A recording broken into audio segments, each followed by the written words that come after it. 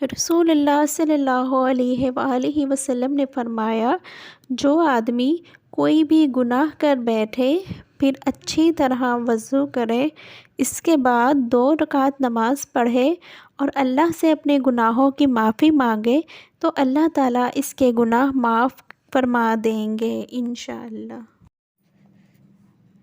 حکم رسول صلی اللہ علیہ وآلہ وسلم پر عمل کرنے کا پھل۔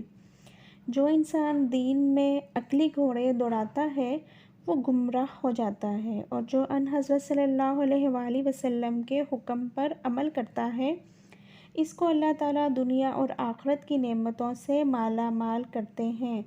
ایک مرتبہ حضرت علی کی ملاقات حضرت محمد صلی اللہ علیہ وآلہ وسلم سے ہوئی۔ آپ نے فرمایا، اتنی رات میں کیوں گھر سے نکلے؟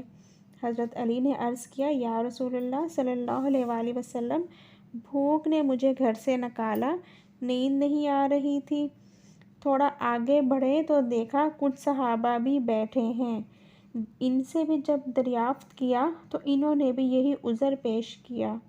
سامنے ایک کھجور کا درخت تھا، سردی کا موسم تھا، حالانکہ سردی کے موسم میں کھجوریں نہیں ہوتی۔ آپ صلی اللہ علیہ وآلہ وسلم نے علی سے عرض کیا، اے علی، اس درخت سے کہو کہ اللہ کا رسول کہتا ہے ہمیں کھجوریں کھلاؤ۔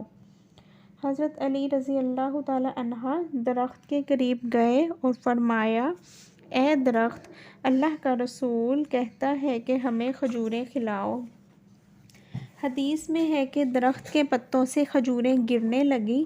حضرت علی رضی اللہ عنہ نے دامن بھرا اور حضور کی خدمت میں پیش کیا۔